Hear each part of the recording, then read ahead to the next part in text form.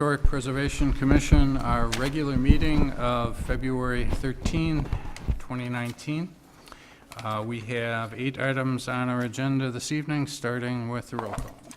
Certainly. Member Bergman. Here. Member Jersch. Here. Member Nickel. Here. Member Liebolt. Here. Member Richardson. Here. Vice Chair Hunter. Here. Chair Kraus. Here. You have a quorum. We have a full house. Second item is the consideration of the minutes of our December 12, 2018 meeting. The minutes were in our packet from the weekend. I would entertain a motion to approve. I'll make a motion to approve the minutes. Second. I second. Any discussion? All in favor of the approval of the minutes as drafted signify by saying aye. Aye. Aye. Any opposed? Minutes are passed. Agenda item number 3 is public comment time. It's the policy of most of the public bodies in the village to allow a portion of time at the beginning of every meeting for residents or non-residents who want to address the commission to do so. We ask that the subject that you're interested in discussing not be on tonight's agenda and be within the purview of our commission. Is there anyone who would like to address the commission tonight? Seeing no one, let's move on to agenda item number 4. Agenda item number 4 is a significant demolition review for 247 East Blodgett Avenue. A letter of intent has been filed with the village to renovate the interior and reclad the exterior with new siding, new window openings, and new roofing, the property at 247 East Blodgett. The proposed work meets the definition in our ordinance and in the village code of a significant demolition, that's why it's here today, although the existing home will remain upon the conclusion of the work. Glenn, do you want, first of all, I assume the property owner or architect is here, and thank you for continue to invest in Lake Bluff. We always like to see improvements in the village. Glenn, you want to give a little bit of a background, and then if there are any questions for clarification, and then we'll hear from the property owner. Certainly. Well, I think at the broad strokes, we received the last piece of this application over the weekend on Saturday, and so that's why it's a new agenda item to you this evening. Given, we put it earlier in the agenda because we think perhaps it may merit less discussion. So as you have paper copies there on the table for you. I think the summary on the cover of the agenda sums it up well. This is not a full demolition. This just happens to be a very serious remodel that triggers the technical definition of a significant demolition under our code. So it has to come to you for review. As always, you have 3 options. The first is to not take issue with it, essentially to find that this is in keeping with our historic preservation ordinance and to allow the project to proceed. The second is to take anywhere up to 90 days to continue to discuss with the applicant, request further information. You have 90 days, which takes us into May. Very exciting that May is 90 days away. If you continue to consider fast enough, yeah. Yeah, please. Or you can, by a motion, choose to extend it even further to add an additional 30 days if you need to, bringing you to a total 120-day delay. I'm happy to answer any questions, or I'm sure the applicants could as well. Any background questions from the commissioners? If not, if property owner or the applicant would like to come to the microphone.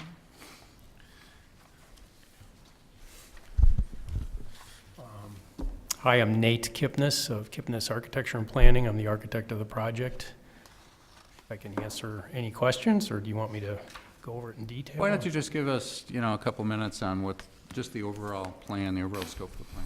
So, this is a 1950s ranch, and pretty well had served its life well, and we're going to demo most of the interior. In the exterior, we're going to reclad in cement fiberboard and some wood cladding on the right-hand side of the front entry. We're adding that gable roof that goes all the way through the house, a lot of glass in the front and then in the back. And the various windows are now corresponding to the new room layout. So we're actually very excited about this. We think, as I mentioned in the application, I hope in another 50 years, this is treated as a historic home, maybe, I don't know. It's going to be quite energy efficient, and, You're not adding anything to the footprint, there's a very, very small corner in the back that was notched out. It's like a porch? 2.5 by 4 feet. Yeah, we're squaring it off. Okay. And the garage that's existing is being torn down, and a new garage is being put back in. So you mentioned you were going to add a new roof. It looks to me like you've increased the pitch of what's there, or is that what's there? No, that roof is what's there. The part that Okay. we're adding is that gable. Right now, it's just a Right. flat front.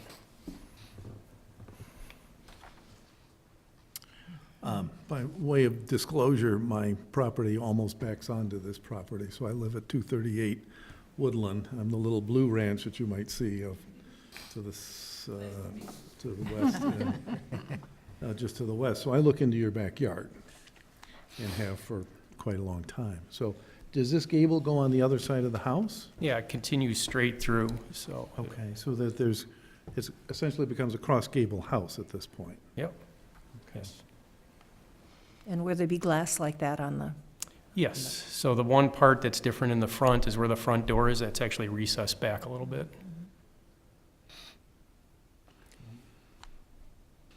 The back is, It's an interesting street.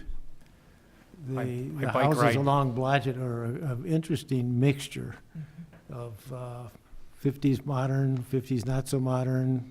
I'm sure this is a Harlan house. Don't you think? Actually, I went and researched that today, and I could not find it in the Harlan Oh, record. boy, it sure looks like one. And it's a dead ringer for being a Harlan. It's a double hip roof on it, the brick facade, and I'm wondering, does it have oak floors in it and a reasonably nice fireplace? yeah, actually the fire, well, I don't know, reasonably nice or not, but we are keeping the fireplace. It's probably the one thing we are, Okay, we're so- going to reclad it, but, Okay, yeah, is- that bay is being taken off in the back. okay. And that little, you can see the recess in the corner there, that's what's being squared up. Right. I'm guessing the inside of this is going to be pretty interesting, but that's really not our purview. Right. Yeah. I have You- no problem with this. You can walk around as they're doing the work, I'm sure, just, oh, really? Come stand on my deck and watch it. there you go, there you go.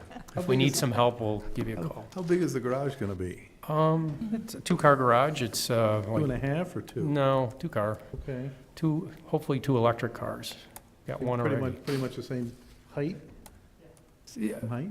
Yeah, I mean, it doesn't No. suddenly. same, bulk up. yeah, it's very similar. It's just that, as you know, there's a lot of, the ground is pretty saturated back there. So that, you can see even in that picture how kind of waterlogged the bottom is. So we're raising it up just a little bit, giving it the concrete's pretty shot. I mean, that whole garage is really shot. Any other questions from the commission? Anyone else from the audience wish to address? Thank you. So we have one of 3 actions.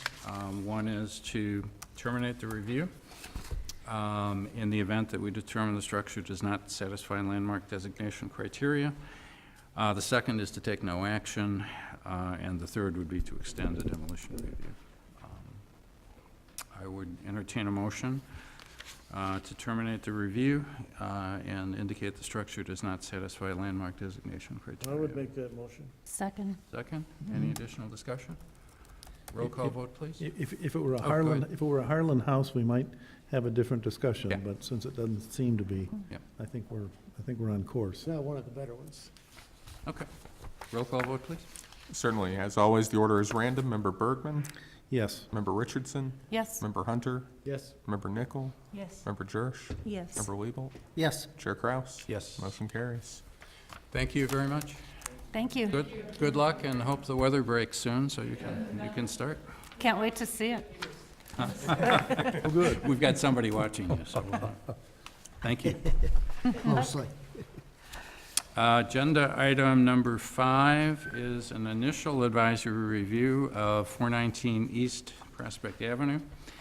Letter of intent has been filed to modify part of the residence designated by the village as a historic landmark.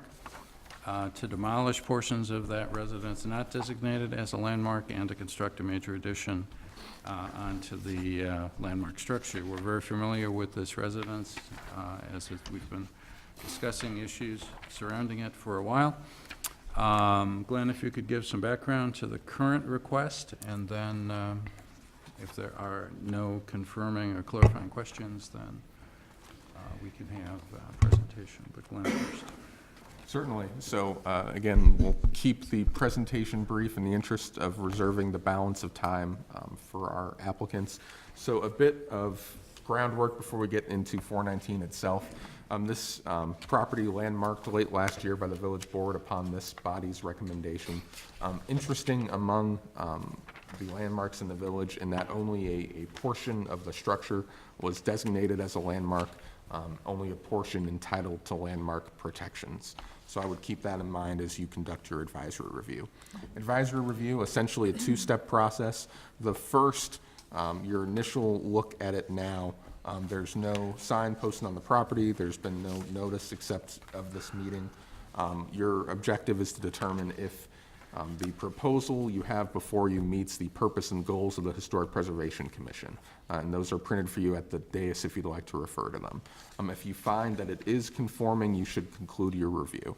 If you find that it is not conforming, you enter into a second step, which is called an advisory review conference with the applicant.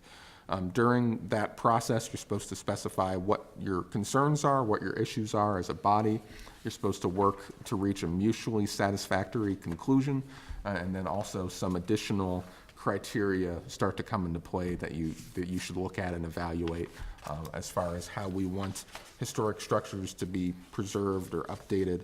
There's some guidance from the Secretary of the Interior. There's some guidance in our code. Again, if that's necessary tonight, that's there at the dais for you as well. But again, a two-step process. The first is it consistent with the purpose and goals? And then if not, you're still evaluating that, but you have some additional criteria to help structure your discussion.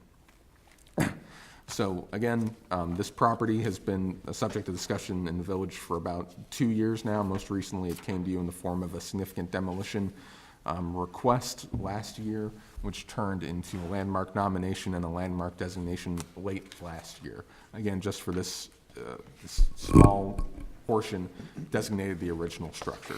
The proposal you have before you does not propose demolishing that original structure. There are some alterations, but it keeps that structure in place.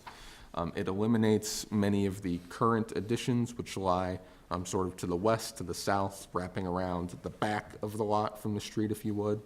And instead, it constructs an addition larger than the original structure, generally to the east, generally going into the center of the zoning lot. So there's a list of changes to the original structure. I can go over those if necessary. I've got a slide for each.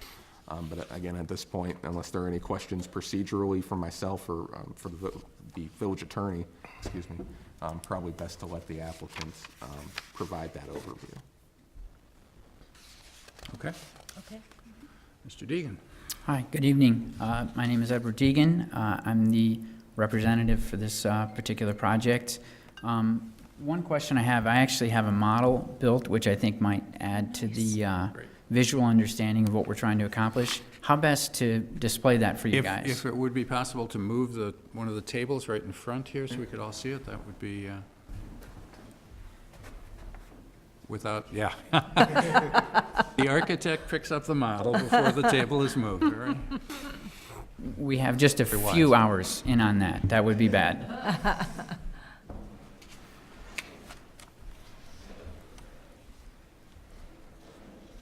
Great.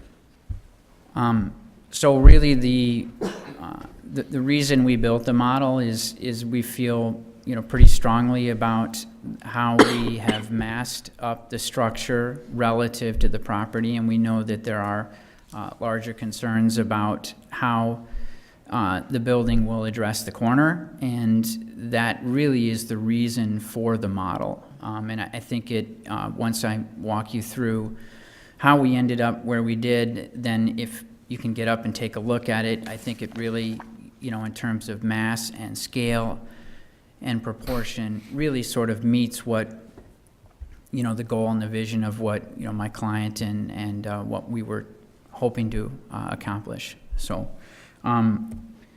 I'll just jump right in. You know, you all, obviously, we know the site, we've discussed it numerous times, but the intersection of Moffett and Prospect, and really, just to walk you through some of the existing portions of the house, you know, on the right here, looking south, we have the existing main facade, and of course, that's the portion of the house that's landmarked.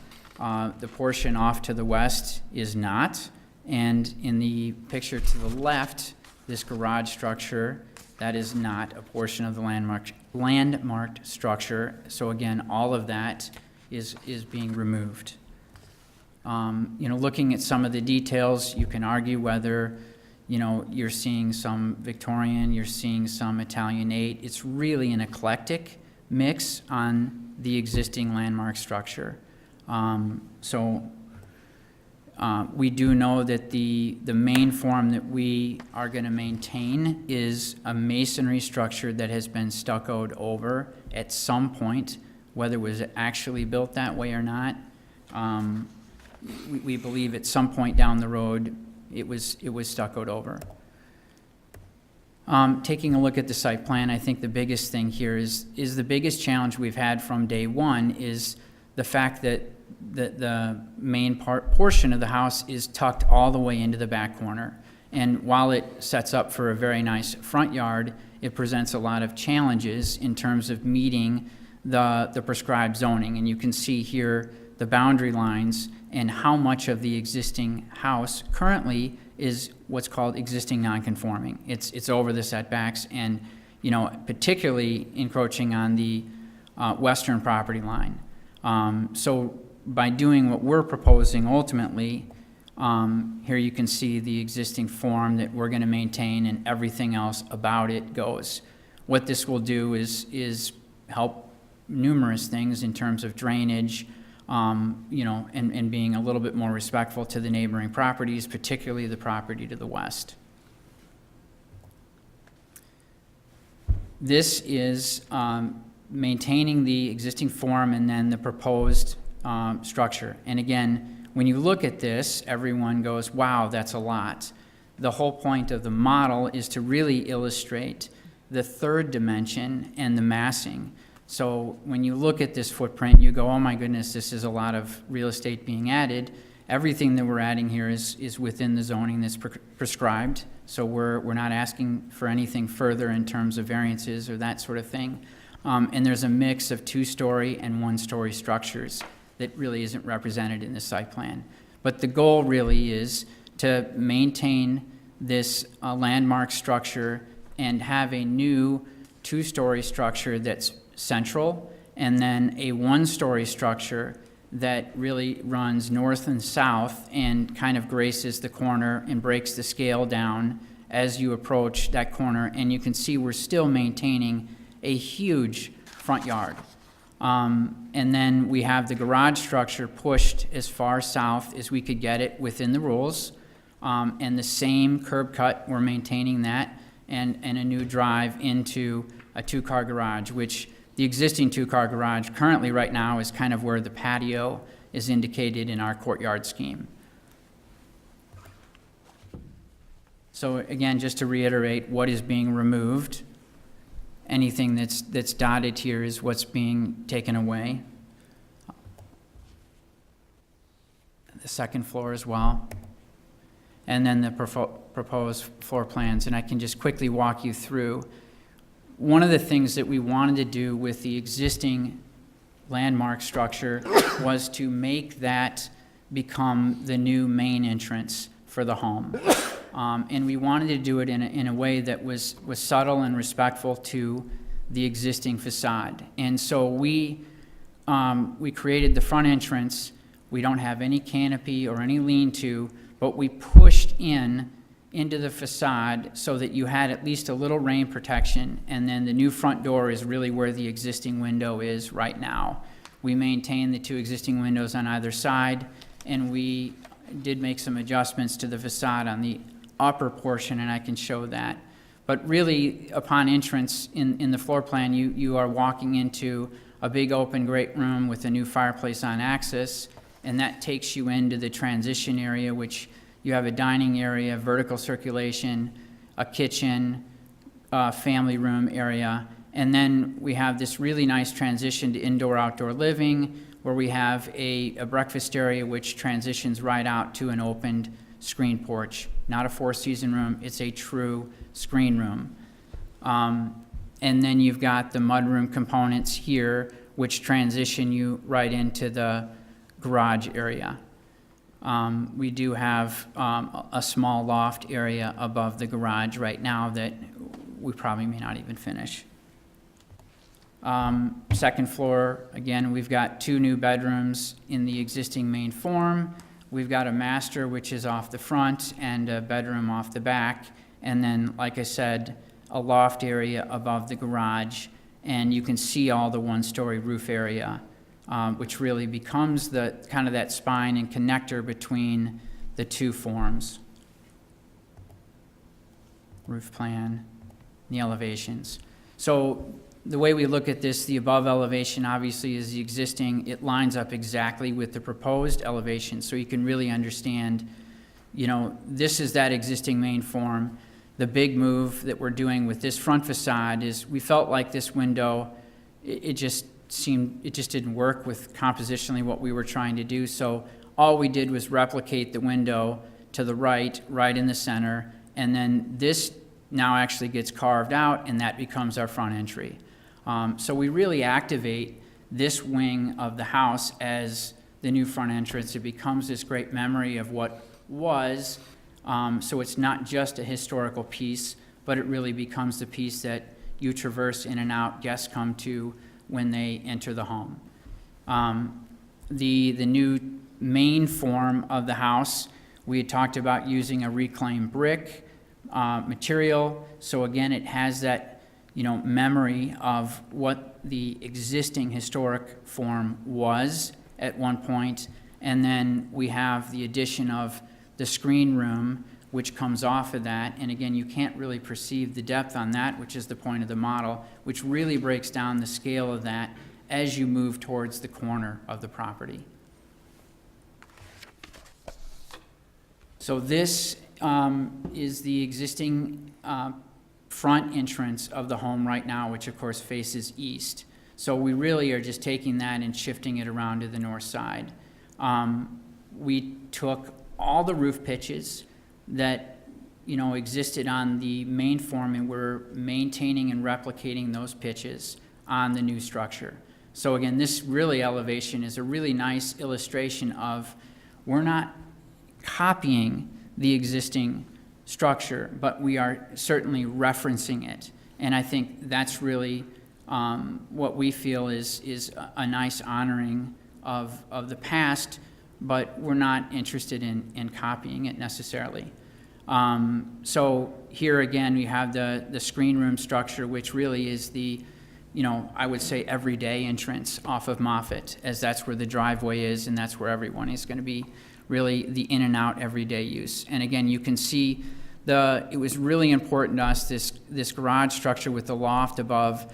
That really is, you know, if this is the big sister, this is the little sister. It's really an essential replication of that main form, and then we put a little lean-to on the front of it for the garage door.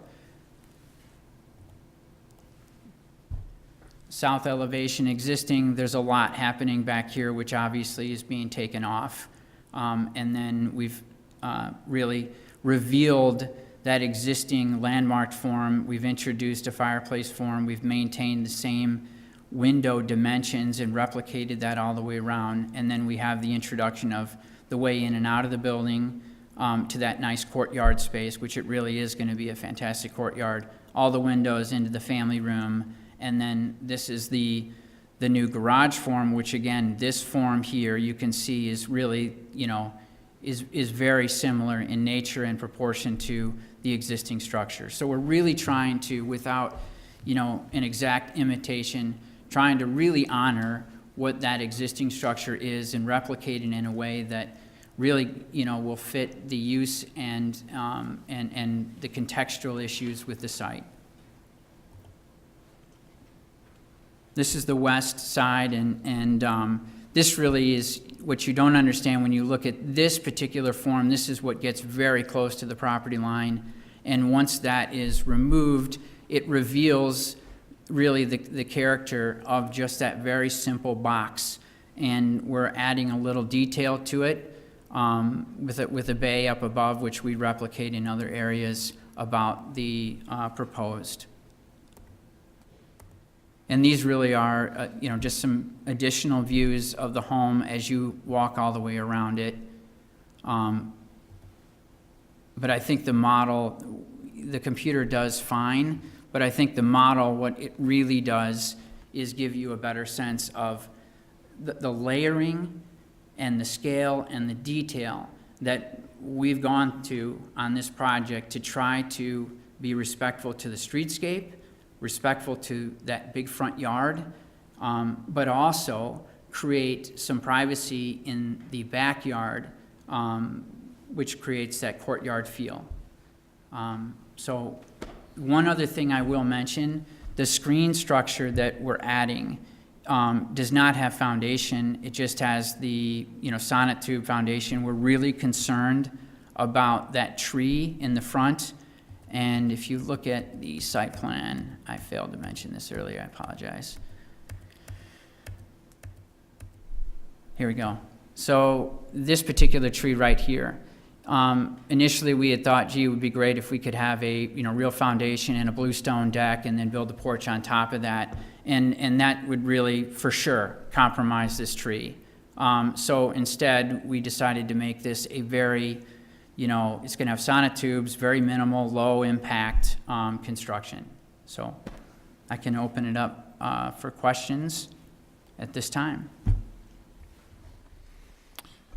Thank you. Questions? One question, would the way that you're going to support the screen porch prevent future winterizing of that space? I'm sorry, what? Would the fact that you're building, I'm assuming that you're building the screen porch basically on piers to That's support correct. it, correct? Yeah. And I'm wondering if that would prevent it from down the road, somebody wanting to winterize that space and make it a year-round space. Well, by zoning, you can't. Interesting. So, yeah, by zoning, we couldn't do that anyway, even if we wanted to. Okay. So, yeah. So it is truly a, 3-season space. It's intended to be that way, and from a zoning perspective, you can't convert it to that 4-season. To elaborate a bit on that, so as you're aware, floor area ratio, one of the more restrictive parts of the zoning ordinance, it has a few special exceptions. One is that if you have a screened-in porch that occupies less than 3.5% of the lot by area, it's not counted in the floor area as part of your house would I be. see. So because they're close to the maximum allowed on the lot, they wouldn't be able to convert it and go any higher. Other questions? Do you have a sense of what the pallet's going to be? I mean, you said repurposed brick or recycled brick. What did I do? It's not up there. Oh, sorry. There we go. We are going to use stucco for the area that is kind of this form, which is mimicking the main structure. We're going to use reclaimed brick for the main form, and then other areas we've indicated siding, but it's not a clapboard siding. It's a butt board. It's what they call nickel board. So it really creates a very minimal shadow line and reveal. I think it's going to be pretty monochromatic. I don't envision this being a very colorful project. It's not going to be all painted white from that perspective. But we're going to rely on sort of the earth tones of the natural brick. It is a reclaimed, so it'd be somewhat of a Chicago Common reclaimed brick. So that kind of color palette is what that central form's gonna be, and we're gonna work off of that. Okay. So we don't have everything nailed down ironclad at this moment. How about the metal roof? What, you choose a color for that? Yeah, I mean, likely it would be something in the neighborhood of a weathered zinc, you know, something that would just, you know, go away. When you look at the drawings that we have, you know, there's lots of lines on the, graphically, there's lots of lines, so it looks like it's gonna be something that's very dominant, but, you know, the weathered zinc, that look and feel will be a kind of a duller, you know, gray, if you will. But candidly, we haven't completely dialed that in, you know. This thing is hot off the, especially the model is literally hot off the press, so. That's why you were so protective of the model. If anyone wants to get up and kind of take a look around, this would be a good time to do that. Well, I like it. I think it's, what it really does is it keeps the corner open, and you've got a 20-foot setback, but along Prospect, there's already a 20-foot setback from the sidewalk, so you've actually got 40 feet there. You're correct. The model really does display differently than the paper drawings. I mean, it really shows how it's nicely in keeping with the lot size. As we're looking at the model, is there anyone else from the audience that would like to address the commission on this issue?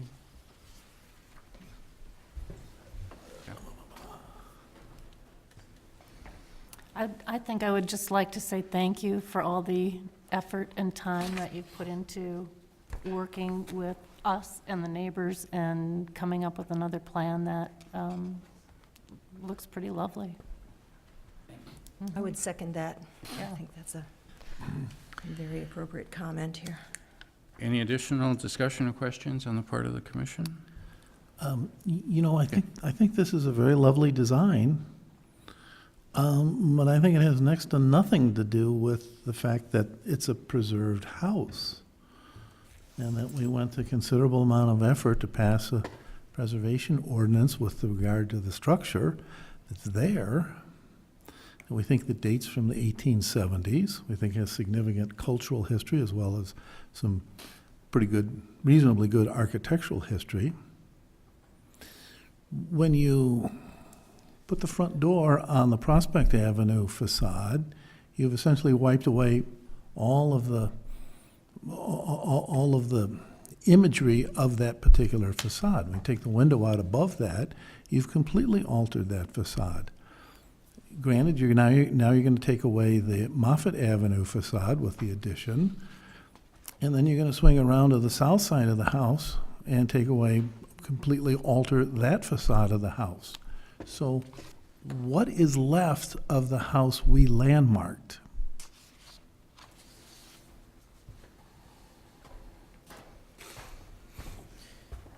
I mean, I would suggest that the majority of the existing rectangle of that structure stays. We felt strongly that the Prospect facade, if you're not using that for anything other than, I mean, it just proportionally, you go to this amount of effort and dollars and expense, Paul, I feel like you really need to take that structure and readdress it for the use for today. And this is how we felt that we could best maintain that existing structure and incorporate it into what we felt like the new parts of this new structure were referencing that, but not copying it. Yeah. And I can tell you we went, circled the gamut with a million different options, and we felt like this was the best solution. Well, I think it's a very nice design for a house. Mm-hmm. I think it has essentially nothing to do with the original house. It doesn't even get to be a case of facadism where we're keeping the facade and stacking a big house behind it. We're altering all of the facades of the house. The only thing that's going to be left are the bricks inside the walls, and as you point out, the rectangular form of the original floor plan. That's nice, but what you've built is a nice homage to what was there, which is not preservation. That's an homage, that's a memory. That's not maintaining the house that's there. But at least it's there.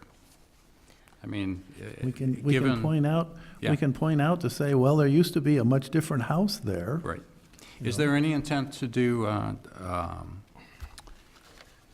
what's, a plaque or a monument, or would the property owner be opposed to having, if the village or some other entity would consider having something that would,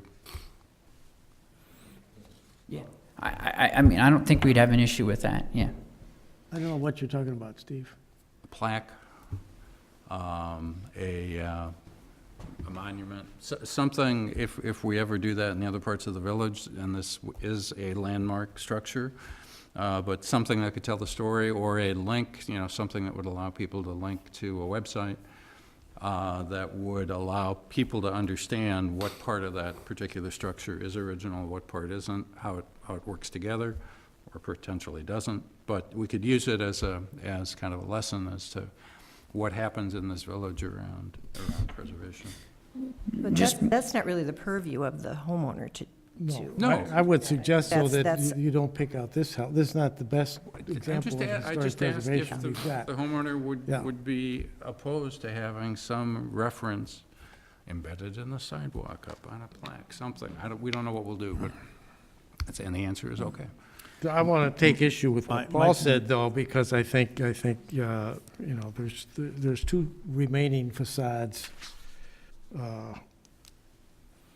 Well, the two, I take this back. The west facade is being stripped away with something that is not historical and not good and is falling apart.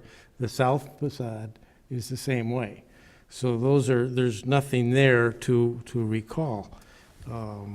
Well, if I look Yeah, I'm at, if I thinking look that at, wait a if you- second, if I look at the drawings for the south facade, the eyebrow windows on that facade disappear, and they become rectangular windows. So all the memory of that facade disappears.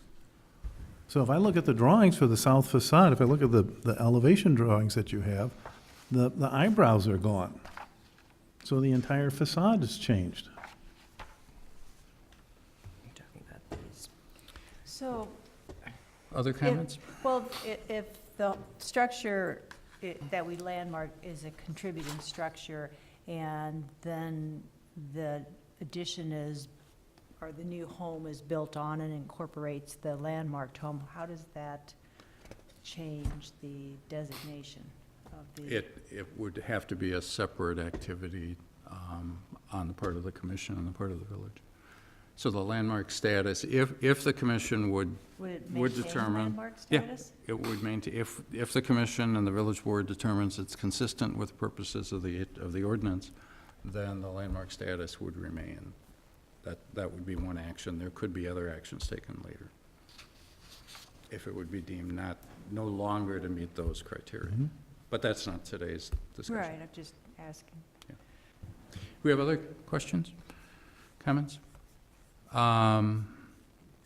If I'm reading tea leaves correctly, I'm going to ask for a motion to recommend that or to ascertain that the proposed work is consistent with the purposes and goals of the Historic Preservation Chapter of the Village of the Lake Bluff Municipal Code.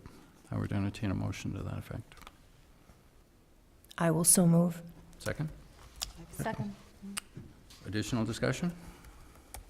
My only question, I think Paul's comments about the south elevation of the landmark part of the house are well taken. I don't know how difficult it would be to add back in those eyebrow elements on those four windows flanking the chimney.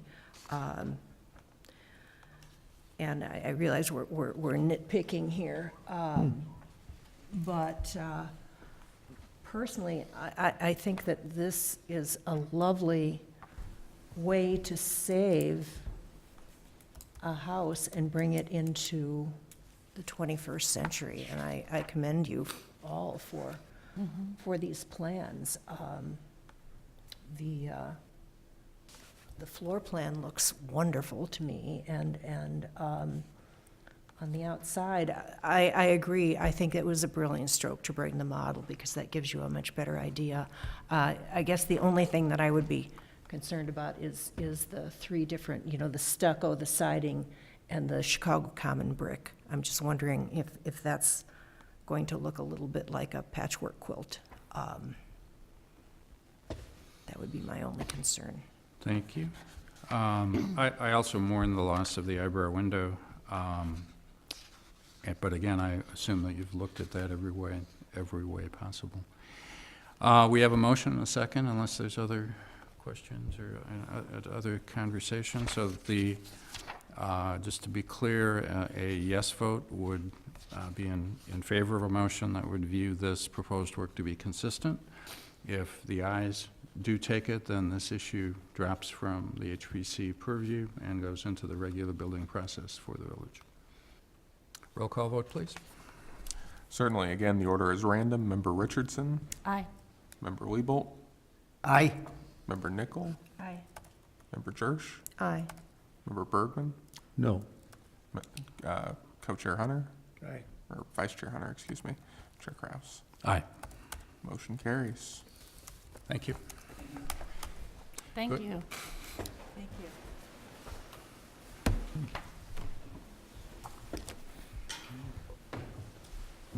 Take good care of that. Yeah, take good, yeah. It'll have a significant place in your new home, I bet. Don't let, don't. I was gonna say, don't let Deegan keep it in his office. That should be in your front room when it's done.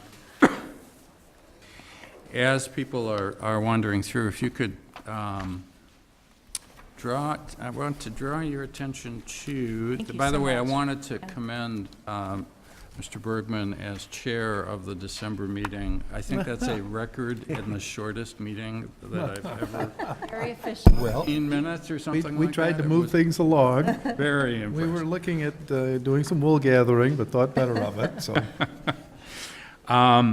I would draw your attention to what was handed out here. It's the approved minutes of August 9, 2017. If you could pull that out, because I do want to start with this. Everybody's got it? What are we looking at? It went around, it's one of the things Yeah. that, you all have it? Ah, Yeah? Got it. Okay. The reason I want to start, now, we're now on agenda number 6, which is strategic, bless you, strategic planning for the village. If you all saw your email today, we have a workshop session. What's the date set? March 16th, 2019, March 16th. Saturday morning. Workshop session. I'm not, Oh, it just came out today. just came out today. Oh. 8:30 in the morning? It's 8:30 to 11:30. We'll have some breakfast for you. Don't worry. Good. Big donuts. Hope you like Danishes. Eat some donuts, We too. will, Away from you? I'm going to propose, and we could do that right now if we want, we need another meeting.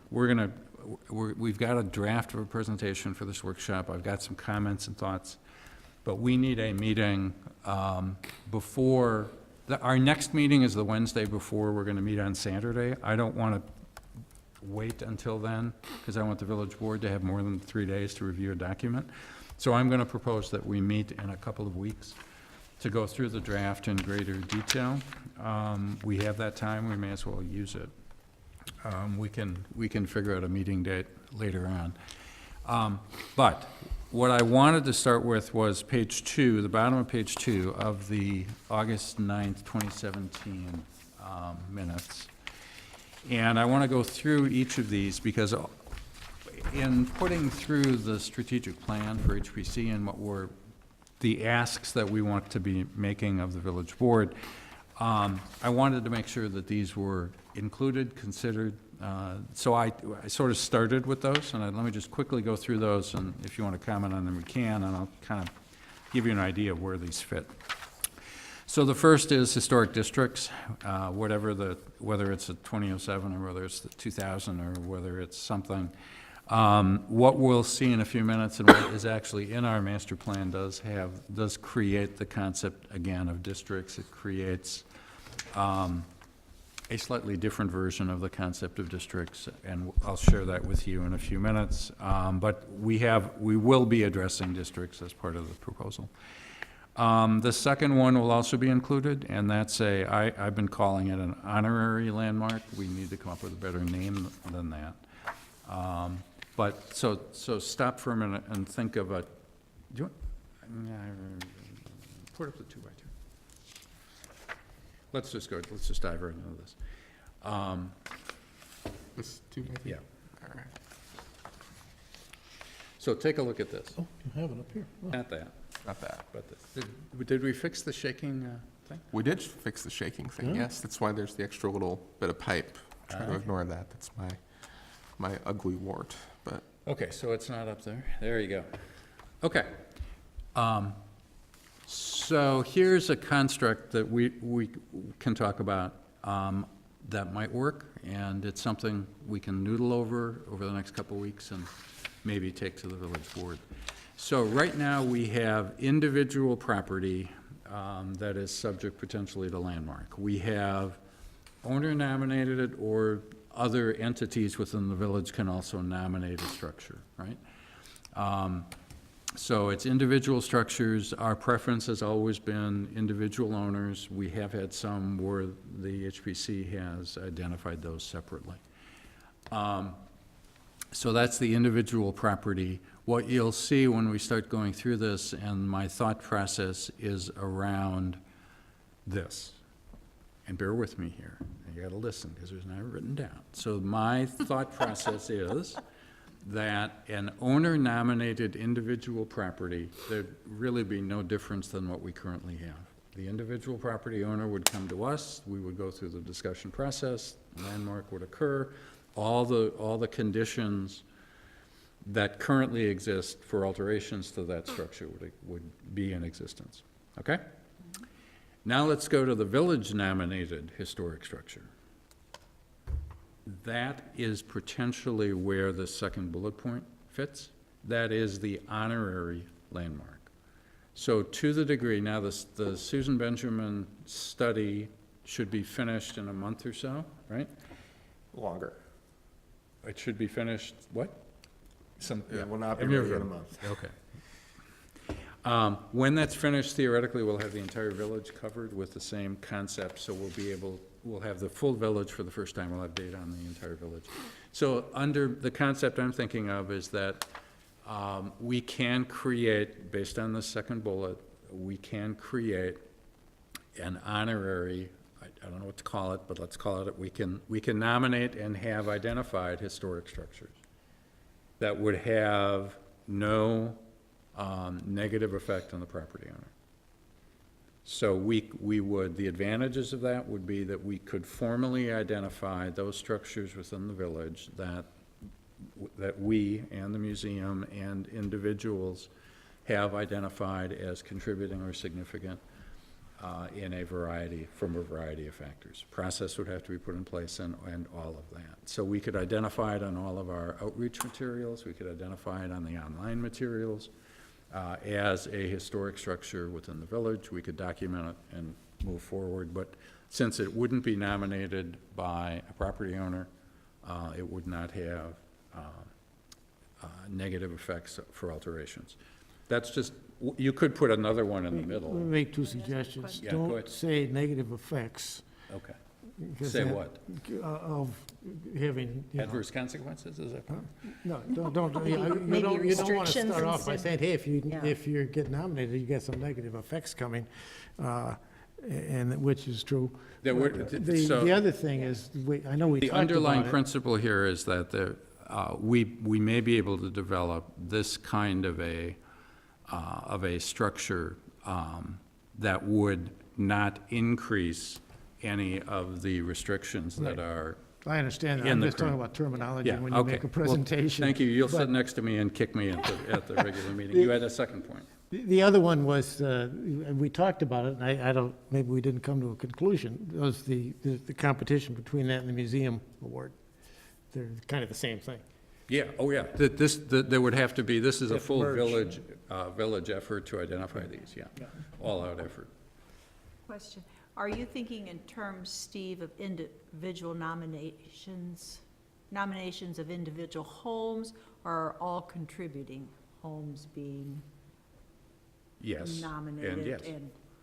And I don't think we would be comfortable with, we may be comfortable with all of the significant structures becoming a historic structure in the upper right. The contributing structures maybe not. I would think each one would be receiving discussion. It's a long, long process, but I think we would have to discuss at this level every one of the structures that we'd want to be designated as a historic structure. then to Bob's point, I think it would be good if we could work with the museum, Absolutely. rather than have them do one honor, Is the and we do one criteria honor. the same? I'm sorry. Probably not. I interrupted you. Is the criteria for a landmark structure and a historic structure, is the criteria the same? It could be different. That's interesting. We can think through that. You know, one of the challenges with the Benjamin study is that it sort of does, but really doesn't take context. That's not their primary purpose in determining contributing structures. You could have some structures that by themselves are not significant, but just where they are, because of their setback, because of the relationship to the street, the relationship, they would be contributing. So I think, again, each one needs to be looked at, and the criteria might be different. It might be that if we're, again, just one person's thought, if we're identifying historic structures, the criteria could actually be looser than if we're identifying landmark structures. But again, that's the thing that if we're comfortable with this kind of a construct, that's what we need to get discussed, is the concepts, and then all the details need to get filled in. So, you had something? I do. Go ahead. Does that mean then that for landmark structure, that the owners are the only people who nominate? So that would take away the HPC from nominating a structure? kind of- That's what this construct is set out to be. That is, again, subject to additional I additional actually think discussion. that's a good idea. There's another, I've talked with a couple of you informally about this, but another potential way to deal with, I am very uncomfortable, as you all know, of having, when there is a building permit request in front of the village, that we then go, we do the, we're gonna put throw a landmark status on top. I am very uncomfortable with that. I think many of us are. We have done that for good reasons. It's possible that we could put sort of a middle ground here. Let's say we could say that the HPC could recommend to the village board full landmark structure, full landmark status for a structure, as long as a building permit is not currently active. So, you know, so we could at least, we can do all kinds of different things, but it's a good Not point. knee-jerk. I think what everybody's trying to do is to take the ambush out of it. Right. So that when this fellow buys 419 Prospect, he's an innocent buyer, and all of a sudden the village stands up and says, oh, wait a minute, we think this is part of our DNA, as I described it. And he's all of a sudden saying, wait a minute, I'm however many hundreds of thousands of dollars into a real estate transaction, and you're telling me I can't do anything with it.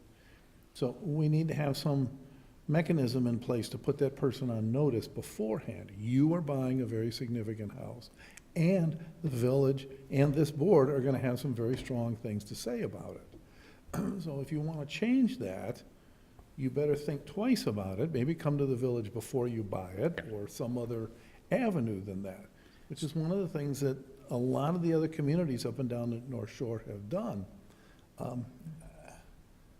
So hold that thought for a minute, other than, if there is a process in place where a historic structure is identified and approved by the village board, the upper right, okay? That does not have the landmark, Designation? Limitations.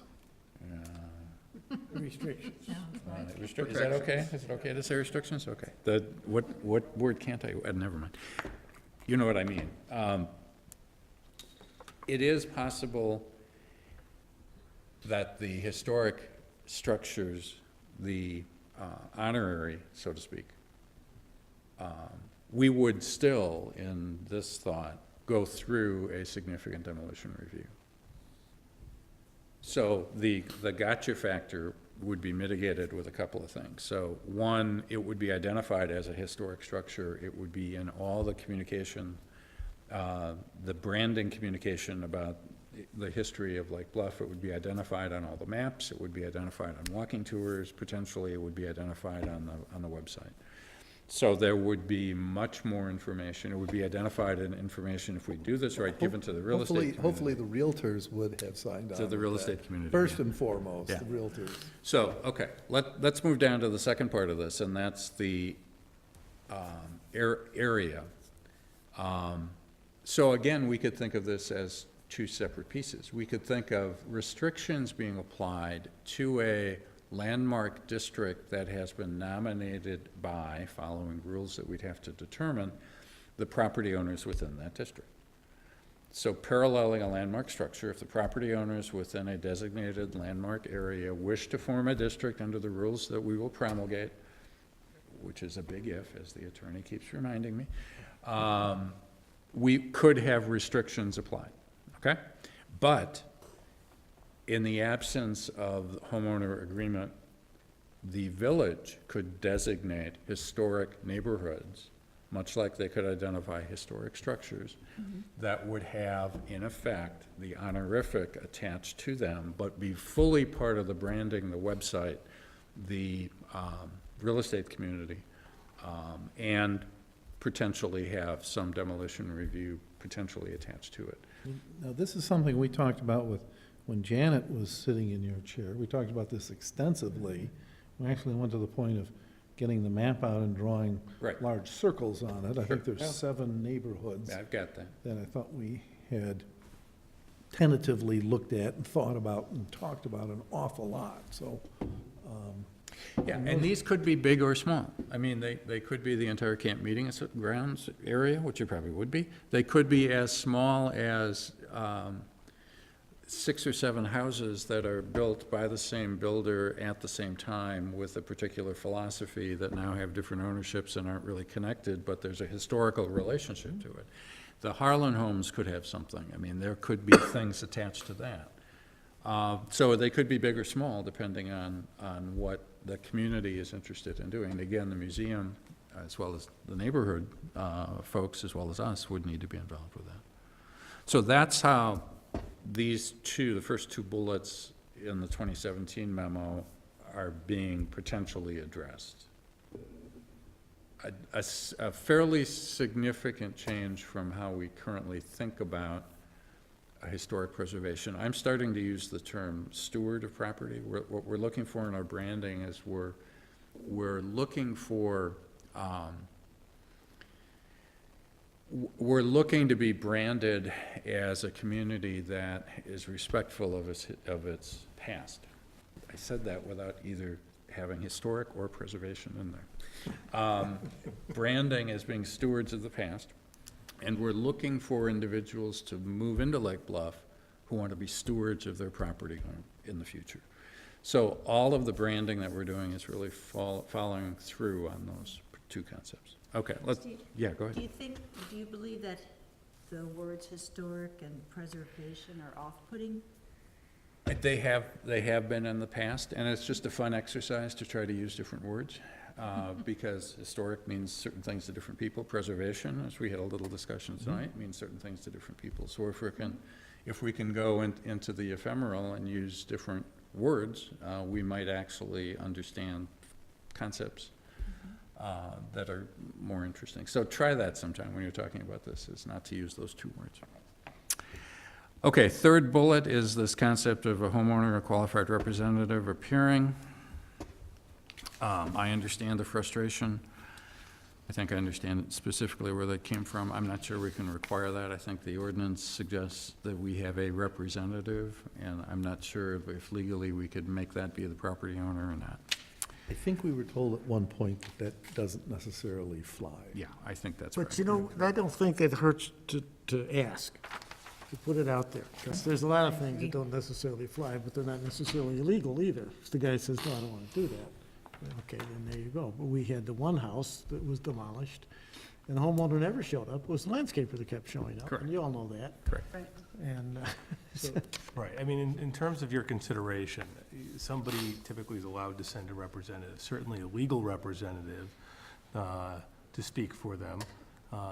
Theoretically, I believe you could pass some rules about who could be who could be somebody's representative, so that they're qualified. Now, more fundamentally, even if you allow somebody to appear through a representative, whether it is an attorney, whether it is a landscape architect, whatever it may be, the general is you need enough information to make the decision. So nothing would bar you from saying, thanks for coming tonight. We're not going to make a determination at this point because we're unable to, because you haven't presented us with enough information. Therefore, please come back with somebody else. Now, the trick, and this is where, unlike zoning, that's a little different, in the zoning, the burden is on the applicant. So the problem with it was that's easier to say, you have not met your burden, you don't get your approval unless you come back with the homeowner who can answer our questions. Here, with like advisory review, theoretically, there's nothing you can do to compel the person to actually appear, and they could wait it out till they could withdraw from the process. So that's kind of the rub, is that the burden isn't on them, and they can play the waiting game and then under your code, withdraw. But again, like if tonight you had the architect who was doing the presentation, nothing stops you from saying, I don't think that you're giving us the answers that we need. We have questions for the owner. So- Yeah. So as we discuss this, and one of the end games here is that we will need to make recommendations around a revision to the ordinance. So that would be one of the areas we'll keep on the table and take a look at. The fourth is increasing demolition delay for historically significant buildings to 1 year. So we should also keep something like that on the table, but perhaps it only applies to the left-hand portion of that column. So that if we have had a property owner or a group of property owners, then it triggers a longer delay, and perhaps it's bifurcated. Perhaps a portion of it is HPC, and then the village board, by ordinance, could extend it for a longer period of time. So that's one way that we could deal with how the application of a longer waiting period before demolition would be applied. And I sort of like the left-hand side of that in a sense, although we could make it bigger. At what point is the village able to say, we want to keep this building? We are willing to lay down in this trench and fight this one to the bitter end. So And my if you non-legal say- answer to that is they We're can't. gonna take away the ability to landmark structure a house on our own, and we're not gonna allow a one-year demolition permit. Basically, what you're saying is it just takes you 180 days to get a building permit in this town, and you can tear anything down. And how different is that than what currently exists? I mean, what we have now is that we at least have a review process that we go through. And we can say, here, we're gonna, if you say that the historic structure we're not gonna be able to landmark it, if we can't landmark it, then the review process telescopes to 60 days. No? Well, the trigger for the review process isn't whether it's in the upper right-hand box or not. The way that, and because the upper right-hand box doesn't exist, but as with the Blodgett Avenue, it's the 50 years. mean, that's what triggers the demolition review. That triggers the review. Right. Now then, what then, when the village says, we want to save this particular house, and we've done this with a lot of houses, and we've talked and talked and talked and said, we like this house, we want to keep this house, we're going to landmark it on our own pencil. We did that with this house 419 tonight. We've done it with a number of houses over on the lake. We certainly did it. We had long discussions about landmarking the house Sure. up at Crabtree. And said, these are houses that we want to preserve, and we are willing to man the battle.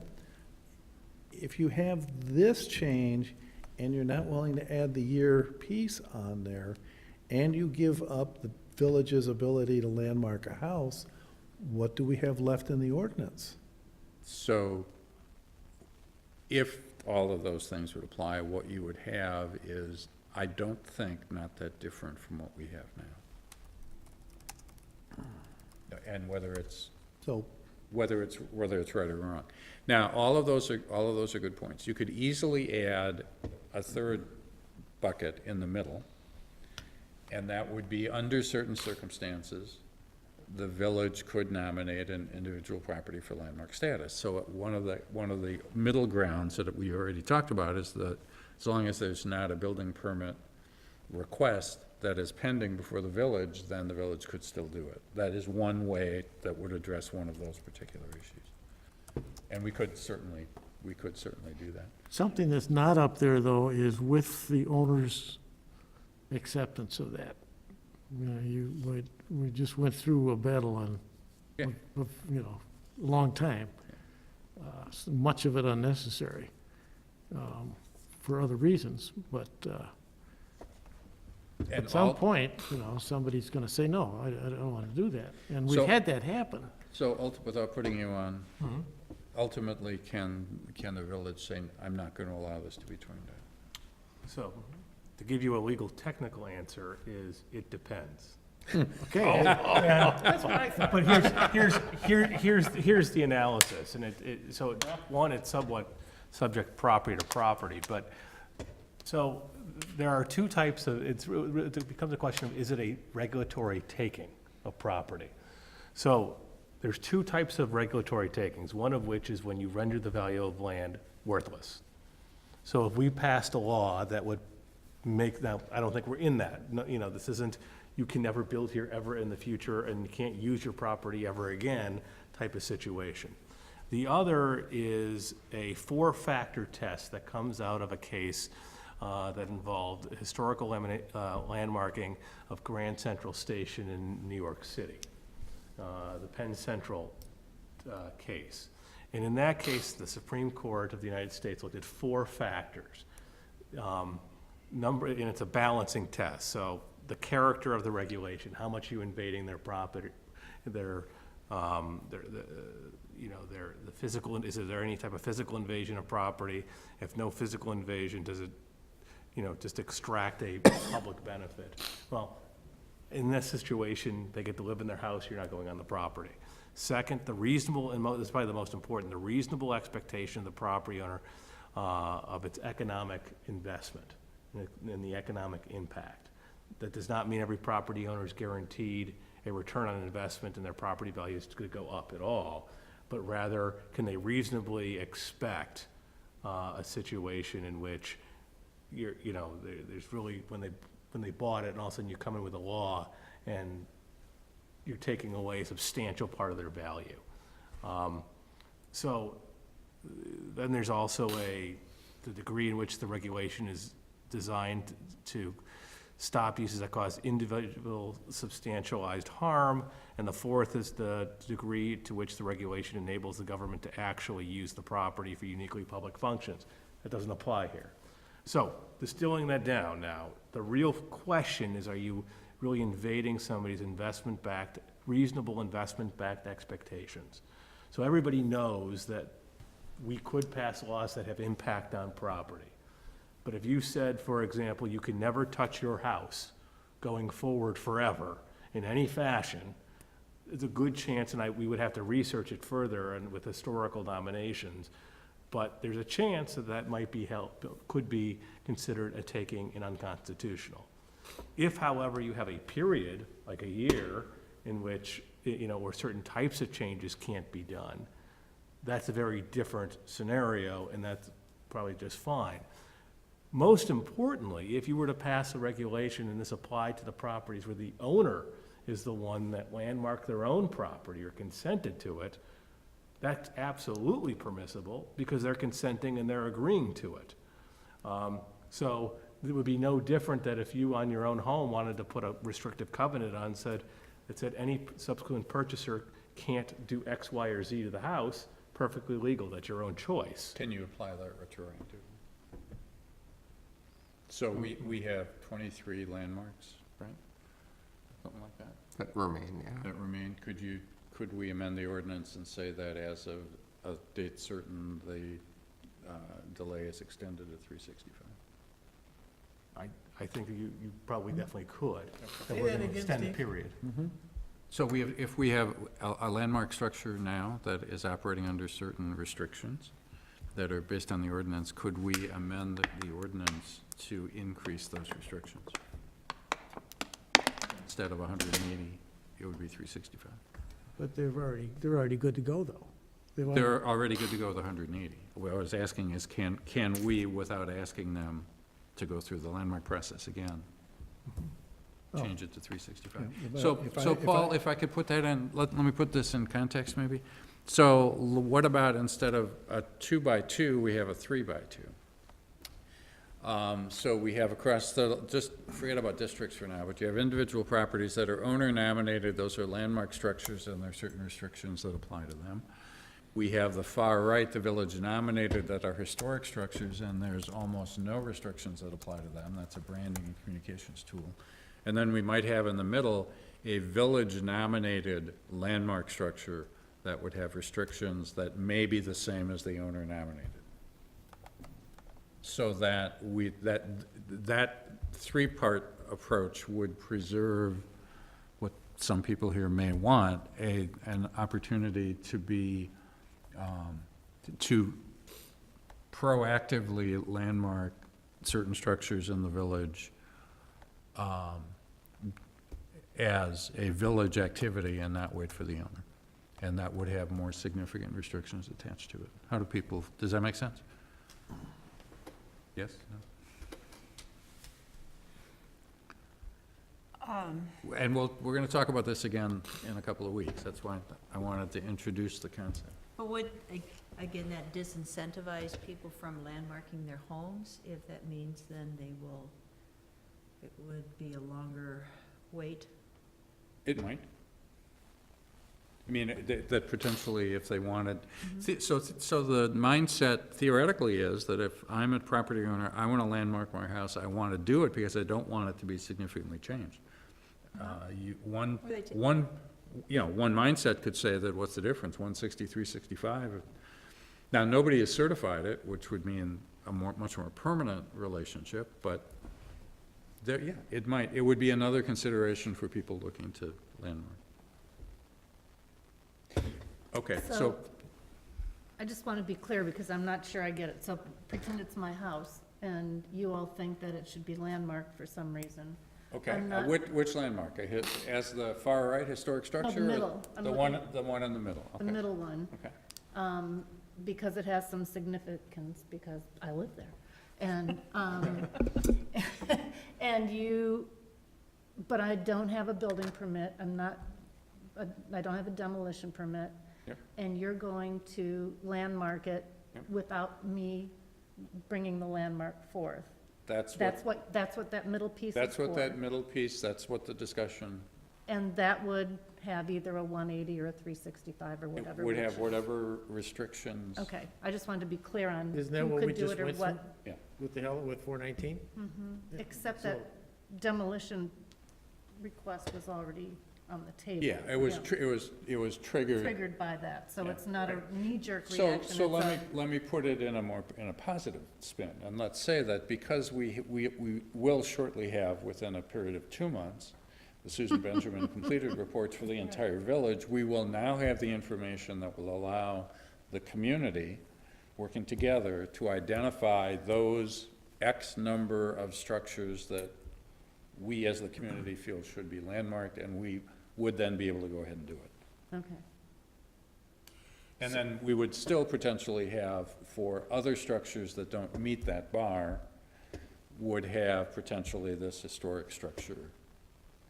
But we've done something like that in the deep past, when we were sending out letters to homeowners. We have. And inviting them to come to us and talk to us, because we sent a letter to somebody on such and such street number on Prospect Avenue and said, you've got a cool house, come and talk to us. We took every structure in the original We want you to Benjamin landmark survey it. that was significant. I wasn't asked, and we sent a letter asking them to consider I landmarks. think we actually got 2 And out of I it. was gonna say, how many did we get out of Two. that? It was very, yeah, Well, but we only did it once. We did it once. and a long time ago. We did it Oh, okay. once, and then we had 2 or 3 other seminars, but we didn't keep up with that. We didn't have a seminar a year, you know? Okay, so let's hold on to that thought when we'll have a couple of versions of this, some of which will have the middle structure in there. So let's go back to the 5th bullet. That's what we're doing, the survey of significant properties, so check that one off. The concept of heritage lots that would allow non-conforming zoning lots to receive more generous treatment. I understand that. I know, actually, based on reading of the ordinance, that the power already exists. It's just it's not being coordinated. I mean, I guess the question is, do we think it's necessary to identify heritage lots by lot? Or do we think it is, not or, it is important, I think, that we, as a HPC, let's go back to the origin of this commission. Why did this commission, what was the public uproar? It was the double porch house on Center Avenue. 210. Yeah. And what happened there, if you remember, those of us who were around, what happened there is that there was a demolition request. There was an outcry in the neighborhood. We had meetings with the property, the commission was established, we had meetings with the property owner. The property owner made statements around the fact that the house had to be torn down, it was in such bad shape, whatever, that is what happened. And what was the result of that? The result of that was that we asked the property owner, now that you know the significance of the structure, what can you do? And he came back very openly and said, well, I can just build a structure that sort of looks like it. Which ultimately is what happened, but the Point out, significance here. He's a developer, so, Correct. I mean, his Correct. fungibility was pretty simple. The significance here is that the HPC wrote a letter to the zoning board recommending that they approve selected zoning variances to make this happen. That's how I look at dealing with heritage lots, is that we institutionalize the HPC review of heritage lots, of whatever, of the unbuildable or the tricky to build on, or special situations, and make it part of the process that the PCZBA gets HPC input to a change, a significant or non-significant change to a particular structure on a non-conforming lot. Maybe it's easier to say a non-conforming lot, rather than go through this whole definition of heritage lots. I think it's the same thing, isn't that what we're looking for? I will reiterate my concern about calling them heritage lots, is that there are several non-conforming, what I call half-lots in my neighborhood. Right. And I don't want those suddenly to turn out to become buildable lots. Everybody in the neighborhood knows that those are side yards, and they are supposed to remain as side yards. But I don't want some real estate transaction to show up where the house is then cleaved away from the half lot, and suddenly we get a half-size house crammed in, and all we're doing is just building density on Woodland Avenue. I absolutely agree. What we also don't want is that if there's house here and a house here that each have a side lot that agree to get together and combine those two side lots into another. That's what happened on Prospect. So if there is, and I'm not sure how there would be, but if there is a way to deal with those kinds of issues, Now, Sherry talks about living in a 25-foot wide lot house. And those little houses, those need a lot of love and attention. And if they need HPC variance and they need zoning variance and stuff, I'm in favor yeah, of that. and I think that's the vast majority of the stuff Yeah, we'll be so- dealing I with. think that's what we were talking about, not vacant lots. So, I mean, if we're talking about heritage Already heritage have homes buildings on. as opposed to heritage lots, I could, Yeah, you know. I'm uncomfortable with the phrase here. I think that I'm very comfortable with the, Okay.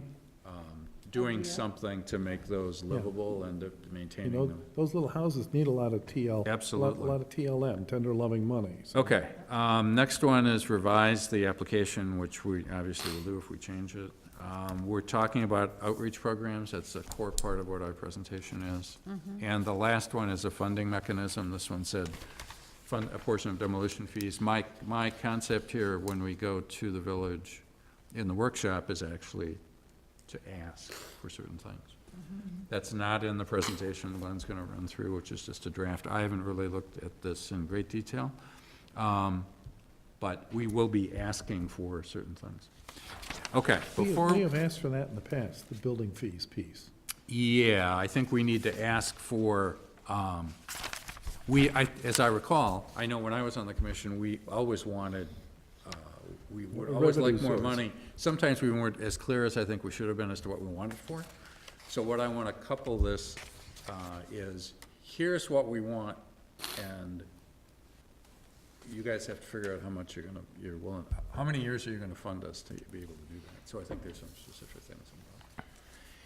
All right, so take our master concept, which I think is in your packet, right? Didn't we do that? The strategy document that we've been looking at. So open up this one. Okay. So we will go through this, and much of what the presentation is, we will go through. But remember I said before, using words that I'll probably won't be able to recreate, is that we want we want to be stewards of Lake Bluff's past. We want branding, our branding to recognize the importance of the past in this village. And that's really what the first two buckets are. I'm discovering and buying are really part of branding. So I think it's important for the village board we will not start where we started today, by the way, with this 2x or 3x2, or we're not, that's at the end of the discussion. We're gonna spend the first 45 minutes or an hour talking about the first two buckets of the things that we think will enhance the sense of place in Lake Bluff and the sense of stewardship in the process. So the first two are really branding. The bottom is really policy. So with that, I'm going to turn Glenn loose and let him go through what we have so far, recognizing it's a work in progress. We'll update it based on discussion today, and then we'll meet again in a couple of weeks. Okay. Certainly. So as an addendum to that, one, yes, some rough edges. We're still working on polishing out a couple places. Like that maybe the based on- tagline? Yeah, tagline will probably go away. It's there for fun. Come on. Why would you change that? Well, at least I have one fan, You Steve. have, there you go. I just said maybe. Second note, there I think some things that'll change based on the conversation we just had. And third, we're going to move through this fairly fast. I know we'd like to try to probably get this group home by a reasonable hour. So first slide, history. We'll add in historic preservation ordinance. We start with history, go figure. We'll probably start with when the HPC was seated as well in there. But, you know, we're coming up on a 20-year-old ordinance now, and so it's probably a pretty good time to look at the fruits of it. The pictures on the right, I don't know that I'll keep these necessarily, but the top one is the Keck and Keck house there on Sheridan, demolished. The bottom one, 512 Sunrise, demolished. You know, when we think about really how the ordinance works, maybe easier to not think so much about classifications and just think about what changes, what happens if the ordinance is in place that doesn't if it's not. So there's, according to Lake County, there's about a little over 2,000 homes in Lake Bluff. Right now, the 50-year-old rule means that over half of those are subject to your review if they were proposed to be torn down. Only 23 of those are subject to your advisory review. So 30 landmarks, of which 7 have been demolished. They no longer exist. And then, as we know, no certified landmarks in the village, none that are subject to certificates for appropriateness, certificates of economic hardship. And we may come up with some other statistics, just background, as we go through this. Yeah. By comparison, if you look very narrowly, your incentives to landmark, your incentives to opt into this additional protection, it's kind of a short list when you lay it out like that. So you get a building permit fee reduction, and then you get certain special consideration for tree replacement. That tree replacement actually can be a pretty good chunk of change depending on the circumstances, but really only matters if you're looking to expand the footprint of your house dramatically. I didn't realize that existed, and I have to think about that. Yeah. I should mention here as well, a program we don't administer that the state does that you become eligible for. Another incentive is, the historic tax freeze. But again, that requires pretty dramatic investment in your house to make that even qualify for it or to make We it. just make had that in economic front of sense. us a month ago, right? Yep. So that's that is a success story. A placeholder here, we're gonna do some statistics as far as significant demolition review, landmarking. I mean, fair warning, I don't think they'll be very happy statistics. At least in our initial look, most of your significant demolition reviews end in demolition. And so that's really the crux of the problem we're looking at that we're trying to talk about. So over the last few months, you've put together this plan, if you would, the strategic plan, choosing Lake Bluff. It's really a new framework, right? We've talked in the last couple of years about, all of our regulations, as it were, are really focused at the point of landmarking, perhaps, but really at the point of demolition. That's where most of this commission and this ordinance comes into play. And so can we take a more of a life cycle approach? Can we get involved earlier? Can we get involved more repeatedly? Can we try to keep these houses from getting to the place where they're attractive to demolish? We want to, as Chairman Kraus said, amplify, accentuate the village's brand and values, associate our respect for the past, our stewardship of it, with North Shore life, Lake Bluff style, and what we mean in the housing marketplace, what we mean in the marketplace really for communities. This bullet point we're going to play with, but again, stewardship of our streetscapes, for our landmarks, of our history, of our culture. We want to bridge information gaps in the market, information gaps such as how easy or hard it is to build a new house by the time you're done, how easy or hard it is to remodel, what incentives are available for you to make one choice instead of the other. A lot of information gaps from an economic sense. Again, influence early decisions that lead down the road to demolition, and finally emphasize partnerships. So there's a lot of emphasis in this document on partnerships with the History Museum, but some new concepts. Partnership with the real estate community is a new one here. Just as a Some placeholder, others. second last bullet should say influence early decisions leading to preservation or demolition. Very good. And if emphasize partnerships is code for the real estate community, we should add. Yeah. But certainly this plan talks more about more deliberate cooperation between the museum and the commission too. This is the model you're familiar with. I might buy a home. I'm buying a home. I'm going to build something new. I'm going to rehab something I buy. If we order this, again, these first two really, we're talking about outreach. We're talking about things we need resources for. We just need the help to make these happen. As we move further down the totem pole, we're getting into policy decisions. We're getting into recommendations on how to change how things work. We need legislation to make those changes. So we're going to go up to down in this order. So at this point, this is all background for the village board, and then we'll make the point here that we're going to focus on the outreach, the branding components identify what we need and talk a little bit about resources available from the village to make that happen. And then we'll move more into the bottom two, which are related to policy and amendments to the ordinance. Okay. So first one, I'm thinking of buying a home. You know, I'm not a resident of Lake Bluff probably, although some of this is of interest to residents. Again, we want to shape first impressions of the village. We want to shape someone's impression of the village as being a place where history is important, where it's important to our character, where it's important to our brand, where it's important to our role in the housing market. So remember from the plan, we talk about investing in Lake Bluff, information about housing, information about housing choices. We talk about Lake Bluff 2023, or our vision for Lake Bluff into the future. Again, reinforcing the brand, reinforcing where this community is going. So at this point, we'll probably blow out, since Lake Bluff 2023 is really just a preservation-focused strategic plan, but it's part of the strategic plan. We'll probably have another slide or so on what investing in Lake Bluff actually means. Is that coming up or no? It is not. It is not. So the things that are in that outline, you know, what does that really mean? What kind of materials, what specific documents and brochures do we want? We'll identify. That's part of the ask. And then, Part of it is. yeah, the second component, really history museum cooperative focus component. Who chose Lake Bluff and why? This idea of building more of this framework around conveying, transmitting our history.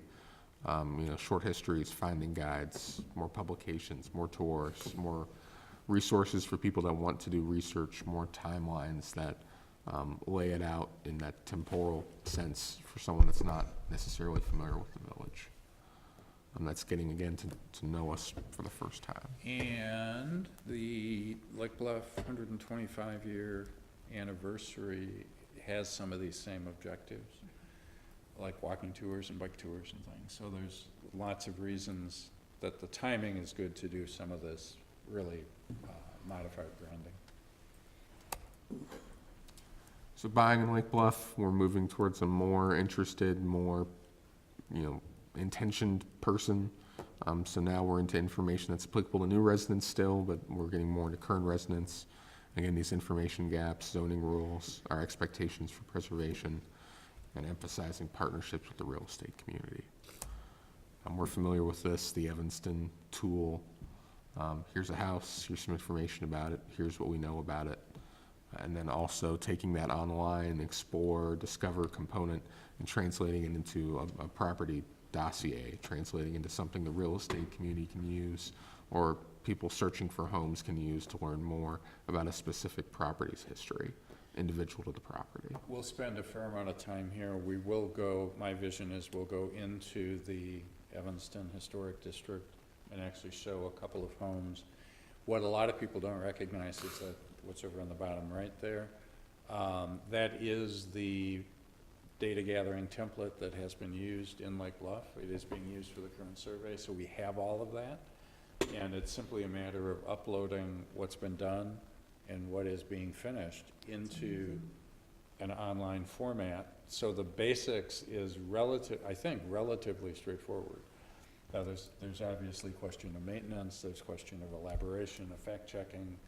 That's people resources, most likely a lot of it from the history museums. That's where a lot of the material is. But it's not, and I've talked with Drew and with Glenn a little bit about, is it possible to get, for the village to sponsor an internship? So a college senior who's looking to do There's some an work. awful lot of link building that goes to the county website, because Yeah. the county has an extraordinary amount of information about Yeah. each of the individual properties, the square footages, when they were built, in some cases, the original builders, original owners, not the, And all of construction that, people. and that just is a structure and a process. So there's the strategic, the development of the data capture, what we want to capture, the development of the data capture tool, and then there's a legwork of making that happen. And it would seem to me that if the village can help in the legwork through some internships or fellowships or some of that sort, we'd go a long way to get this thing started. Those are the kinds of, and as we meet again in a couple of weeks, think about the actual asks. I want to have a list of things we want to ask the village for. Anybody want to look at the Evanston again, or we've all tired of looking online? We're all tired of looking. Tired. I don't get tired of looking All at right. it. I just Well, don't. now we can look to Lake Forest. I would love to see it. That in Lake Forest and Lake Bluff. Getting back on it, so the last component of this I want in section, and we talked about a real estate writer, so even if perhaps our other techniques or other outreaches didn't work, this is certainly a chance to make sure that, probably not every, but in theory every, certainly most real estate contracts in the village, you could enact home rule ordinances, and you can try to make sure people carry this. Now, we don't have a real estate transfer tax. You can't guarantee everyone's going to sign it as part of their contract. And, I mean, the working theory is you could no legal review yet, but could you get somewhere? Yeah, you probably could. And you can lay out our expectations. You can lay out. Yeah, what's one more document to sign when you're signing your life This, away? and you die? this takes the ambush out of it. It sure does. That's all, Yeah. yeah. Sure would help. It would be great. Yep. So again, jumping to the next box down, rehabilitation, we're starting to transition Now we're from into outreach to policy. There are plenty of barriers to rehabilitation already. Certainly, if you're looking at making a major project, as you've seen from examples like 419 East Prospect or 701 Park Place, there are plenty of people and plenty of dollars that'll say just scrape it and start over. And so can we try to remove those barriers, again, try to create a bias towards preservation? And we're still dealing with some of those same information gaps too, right? So the outreach piece, share information about all these overlapping incentives. How can you access them? How can you realize benefits from them?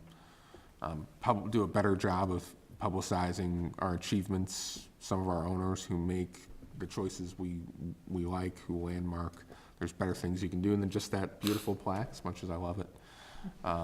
And then if we're going to, We haven't given many of those away recently. So. we've given a lot away recently. You've given away as many last year as Oh, probably yes, in we the 4 or have. 5 years before that, yeah. We had to buy more. I'm corrected, okay. The second bullet has some implications there, and Mr. Nguyen in his letter, which I should have mentioned, that was part of the record, but made a point that there is disparate information coming from disparate sources in terms of historic recognition. So the landmark status, the National District, the History Museum, we need a place where all of that, and personally I don't care where they come from, we need a place where all of the designations by groups or individuals are put in one place with a little paragraph about where they came from, what the purpose is. The purposes are different. But here are a bunch of entities who have thought that these structures are worthy of your consideration. And they need all to be in one place. And I think that'll go a long way, again, to reducing some of the confusion. And what about a place like Blodgett today that, they weren't landmarked, but they came in and they had to come to us because of the age of the house. But they did kind of exactly what we want people to do, is to not increase the footprint and to increase the outward look of the home and to bring it up to date and make it beautiful. That's a real positive of, I found the perfect place in rehabilitation. And is there some place that we can highlight the positive things that we've seen happen without tearing down the whole home? So maybe part of the outreach is actually identifying structures that have done just that. Right. And rather than photographs of all the houses that have been torn down, that have been landmarked, maybe we have some success stories of homes that have been modified, maybe even significantly modified, but still retain some of the character of the village. That's a real good idea. I like that. Well, I think all of the, that is a very good idea. I think along with that, all of the homes that were Catch yourself. landmarked last year, I think that was a wonderful opportunity Right. to publicize what's happening in the village. So I think that, what Sherry's talking about, and then also There's a landmark. house just down the street on Scranton, where they've substantially remodeled the house. Taken an old house, substantially remodeled it, put the box on the back of it, and done a very nice job with maintaining the streetscape of the house. And that man, the one that came to us, and he did most of the, it seems like he did most of the work himself. I'm sure he didn't necessarily. did. But I know I saw John him. Shaw, yeah. Yeah, I mean, I love how that turned out. That's right behind our house. Oh, is it? I look in his backyard. It's one of my first variations with the village. I The think I can 200 set my block? watch based Yeah, on what it used to have the sniff. snipped corners on the roof Bless line. 'em. That was the one thing that they eliminated. Okay, That was kinda let's disappointing. make sure that we do that. But it's on the. So we're still on rehab. So again, finally, and then recognize architects, Across from builders the that make children's these positive projects happen. You know, if we can give a landmark, a plaque, what can we do for people that are doing good rehabilitation projects? I'm sorry, one of the things I think we need to do, or a subset of our group needs to do, is do our own outreach. We have talked about reaching out to the real estate community, either individual brokers or as a focus group. But I also think talking to architects and builders that operate in the community is if we can get some information, how easy is it, the perception to do work in Lake Bluff and without having. Easy it is to do work in How Lake Bluff? easy or how hard is it It's pretty damn hard. compared to, Very expensive. compared to other neighboring communities? Yeah, you have to walk in the park in Lake Bluff, yeah, really.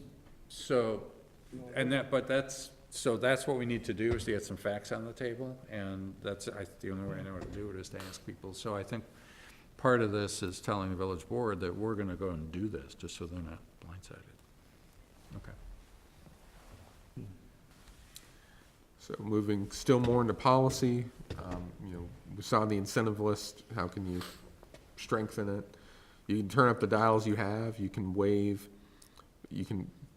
some or more or all fees related to building permits. One that, you know, would take a big bite out of my budget, but that probably should be talked about, is waiving of fees for zoning variations, since these historic homes need those fees paid much more than, you know, non-historic homes. Local property tax freeze was an idea that rattled around here. Again, we don't control other taxing jurisdictions, but you could do, you know, we do a rebate program for seniors. You could look at other such programs locally. And again, zoning, so advising on variations, as Chairman Kraus talked about, trying to make sure a recommendation goes.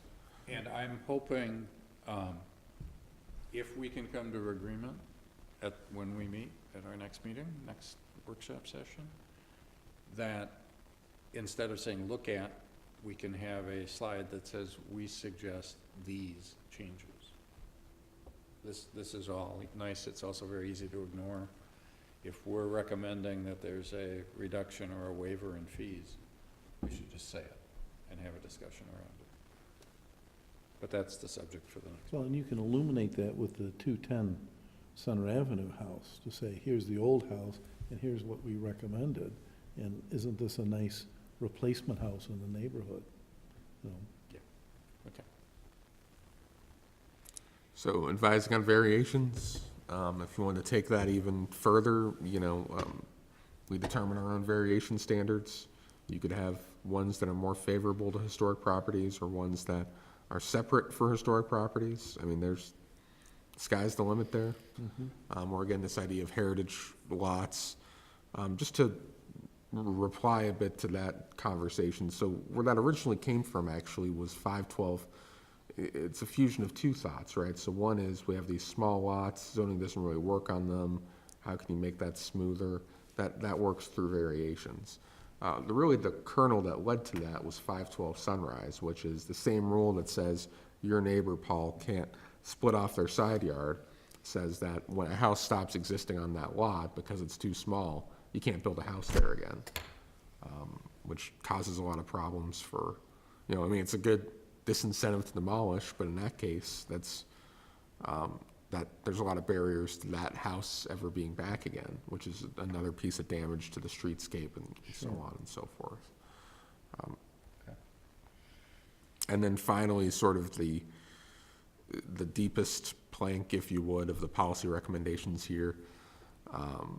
You know, are there ways not only to look at the fees, the cost the village imposes and how we adjust those, but really to look at things that are net positive for the owner. So something we talked about a year ago was, you know, thinking about how to intervene earlier, can you set aside or fund in part, you know, from your demolition taxes and use that to help pay for maintenance grants, knowing that there are some historic property owners in the village who are essentially homesteading at this point, you know, for whom that could pay for essential work to make sure that the next buyer isn't buying a shack.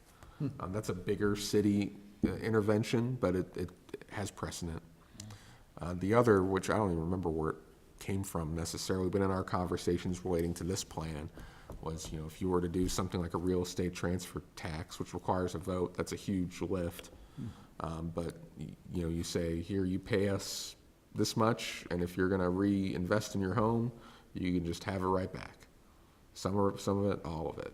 Again, a very strong incentive to, you know, rehabilitate instead of demolish. Stronger probably than the demolition tax. Unique, but takes a lot of work to put that in place. That's really looking into the crystal ball. Yeah. I don't think we'll have a But recommendation I think around that it's a this neat concept. I like it. I It's- like it a lot, It's neat, but it would be very challenging. yeah. but worth having on a slide. It is worth saying that, you know, the last real estate transfer tax, always controversial. No one ever really thought, you know, to my understanding, Ben, you probably know better than I do, that you could do much more with it. Evanston proposed a progressive real estate transfer tax this last election and got it, which no one really expected. So the more expensive your house, the higher percentage you're going to pay, just like your income tax. So there are people innovating in this space. Finally, we started here, I suppose we'll end here, new construction. Again, we want to emphasize that this will happen. Not every house probably should or can be saved. We don't want the effects of the ordinance to be punitive because that has a lot of consequences. And so we want to shift our focus to how can we preserve the character in neighborhoods after this happens. So again, things we talked about in this planning process, updating the ordinance, making sure we continue to strictly apply zoning and subdivision regulations, supporting the adoption of the ABR's material standards that they've prepared, and then looking even so far out as to say where and under what circumstances and at what time when you look at something like residential design review, to put firmer, more rigid framework around trying to protect our streetscapes. Yeah, and some of this actually applies to rehab too, you know, the material standards, and if we ever get into design review, that have to apply to rehabs too. So this gets into our 2x2 slides. This is what you have right now. You can landmark a structure, the owner or the village. You don't really have anything to landmark an area, and you have significant demolition review. So this is based on my understanding a few hours ago. It sounds like that may shift over the next few weeks. Yeah, that wasn't fair, starting with this slide, but Yeah, thank that's you all for right. doing that. It's all right. So our thinking, we've talked about this part, our thinking was, do you separate out the owner-nominated piece, the village-nominated piece? But really, you know, so we have the owner as a more traditional type of landmark situation. But in the village-nominated, we have these surveys, we have an abundance of information from them. Maybe you could add to them, but do you just start by saying, if you're a significant house in the village, you have a level of protection? That was sort of the bargain in, you know, get rid of the 50-year rule and use more of a rational rule to extend a higher level of protection. And then perhaps if you're getting into designating historic neighborhoods, in those neighborhoods, do you say anything that's contributing or significant gets that higher level of protection? Still some thinking, some work to do here. So, go back to that one. not to beat a horse, not to beat this, but we'll talk about it again, but the implications of what he just said. So just take, if we have a village-nominated area, historic area, okay? And as part of the village creating the historic area, we have used a rational process to identify structures, individual structures, that we feel need to be part of this historic district, which by inference means that we probably have identified a number of structures that aren't contributing to the history, to that neighborhood. What can we do with that information? One of the things we could do is to say that the restrictions in the ordinance apply only to the ones that we have identified as contributing or significant and not to the others. That's the way it should be. So that the 50-year rule, just to be real blunt, the 50-year rule wouldn't apply if the village has predetermined that they're not contributing, in this example, to the district. Now, that's a slippery slope, and we have to be very careful with that, because the 50-year limitation would then be gone, and that would mean somebody, you know, it would go back to what I talk about a lot, and walk into the train station 20 years ago and seeing a nice house and wondering why a backhoe was in front of it, and coming back at night and the house is gone. That would potentially happen again. But at least it would happen.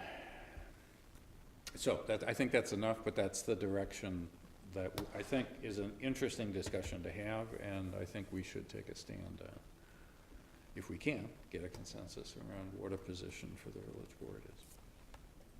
And to underline real quick that and finish off. So again, significant demolition review, over half of the houses in the village subject to it now, more as we go on. If you look at it just on a map, there's not really a whole lot of rhyme or reason to it. Every third or fifth house, you know, in the east side happens not to be subject to it. The rest are. As you go west, then every third house is subject to it. The rest aren't. I mean, there are ways of looking at it that make it not make a whole lot of sense. By comparison, some of the attractiveness to saying those significant rated houses will protect, or those contributing rated houses will protect. I mean, just to say it directly, I hope no one reads any ill will into this, but you know, you're 15 years into the ordinance, you have 30 landmarks, and so if that's the pace, It's a half a year. yeah. I mean, and you know, just the landmarking process is a slog. It's important, it's vital.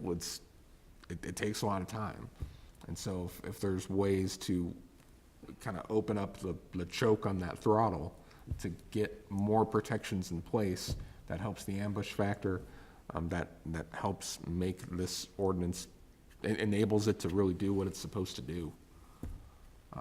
I can only think that's a positive. That's it, right? And then these first two slides close it off, yeah. I think that Nice was job. great work. I mean, we talked about all this stuff for so long, and to have Years. it laid out and organized and thought through, I mean, thank you, congratulations. Yes. That was a lot of work.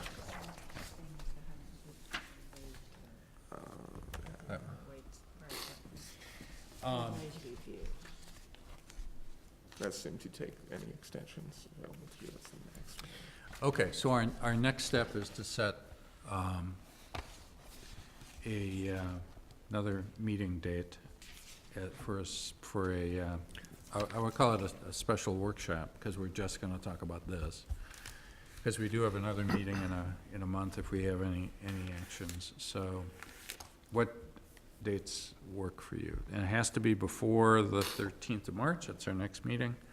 Probably has to be on a Wednesday. So Doesn't have to be, but. yeah, the natural option would be a week before your regular meeting, March 6th. If there's no business, we just probably wouldn't hold your regular meeting On the then. 13th. On the 13th. 6th work? Don't know. Must. Don't know. Must work. What else are you doing on Wednesday night? So we just tentative, anybody have real big conflicts so far with that? I'll be out of town. Yeah. Oh, okay, so that won't work. So what's the next logical? So you could do the day after that Thursday, that's probably no better for anyone. Then you're going a week earlier. You could look, let me make sure I've got my dates right, the 26th or the 28th. That's a Tuesday and a Thursday. I'm out of town that week. It's a hard time of year. It It's is. cold here. Supposed to be gone. March 26th, what the hell's wrong with my calendar? How nice. I'm not sure that's gonna happen now. Why don't you send a doodle survey? Yeah, I think Mar- that's probably March- the right call. March 6th, you said? Yeah. Okay, so no, that doesn't work for me. We'll get a survey out in the morning. So then, Because otherwise, we'll go through every day here. March 27th, or excuse me, February 27th works for me. That's the Yeah, me too. following Wednesday. Me too. 27th? I'm out of Yeah. town, but 27th is, I already said I'd like to. Wednesday. it's a History Museum meeting. How about the 20th? Actually, the 27th is, that Wednesday would not work. Okay. Why don't you send out a doodle poll, and we'll just have to get, Majority. the majority of people here who can do it. We will, but the difference is that we'll have this out hopefully a week before, so we can get some good comments and get revisions. So let's do that. And then the idea at that workshop is to get the deck approved, to be comfortable with the recommendations we're gonna make. We send it off to the village board, and then we prepare for the workshop. Workshop will be here, it'll be the, score table in the middle of the room. It's a public meeting, so hopefully we'll have members of the public that will want to have some input. But what I really do want to end that meeting, that workshop meeting, with asks. Here's what village board, here is very specifically 10 things we want you to consider. Good. Yes. The workshop Absolutely. meeting, say again, that is going to be the 16th Saturday, the 16th? Yeah. Yes. at 8:30? 8:30. Till 11:30. Come a little early, we'll have breakfast for you. But very specific asks of the village board, here's what we want. Absolutely, that's important. Okay, staff report, unless there's anything else on this, So, staff report? Parenthetically, there is a Hopefully we're checking out. beautification study out there on the street. It was announced in the last email newsletter. If you have some time, you're welcome to, not necessarily relevant to this commission's purview, but as individuals, you're welcome to look at it. We appreciate any feedback you have. Talks about 176, our corridors, our gateways. It's a survey or a plan? It's the plan. It's a plan, excuse me. But you're welcome. Any thoughts? Other than that, I have no report, Mr. Chairman. Have you seen it? Anything else? Yeah, I got one thing. Yeah. And some of the stuff with the 419, all the discussion, and I was struck by something that Janet Nelson said at one of the meetings, that so much of what we base our information on is myth. And I think that's absolutely true. And when you start to go to the math on myth, the myth of the Klaus brick, I think the fact that there was brickyards like this, don't tell me that clay changed, every 200 yards. So, there's some fiction that's involved that I think we've maybe put a little too much weight on. And when you go and look at the early study, the Benjamin study, my house is all wrong. And I'm not sure that the district that I'm in was part of the camp meeting grounds. Was it, Paul? It didn't go up that far. Did it? You're right. The original camp meeting grounds by 1890 go from East Sheridan Place to the lake, to Blodgett, to Sheridan Road. It covers all of East Lake Bluff, all of that land is offered for sale by either Thatcher or Hobbs. Hobbs, I'm in the Hobbs. Okay, if it says Hobbs, you're in it, Okay. okay? But then it 'Cause was so when- 1874. What happens is, there's the 1870s group, which is Thatcher, and he only has so much money, and he does like 40 acres. And then 25 years later, Hobbs comes along, and he's a really hot developer. He's president of the Chicago Options Exchange, or he's president of one of the grain markets downtown. So this guy's got a lot of cash, and he's a stalwart Methodist. So he has magnificent plans for Lake Bluff, and he substantially expands the area for what started out as the Camp Meeting Association property, which then fails, and then it turns sort of into this country club era thing that's still very heavily Methodist driven. So when I say country club, don't think of the Great Gatsby, think of Methodist country clubs. You take your medicine instead of taking the gin.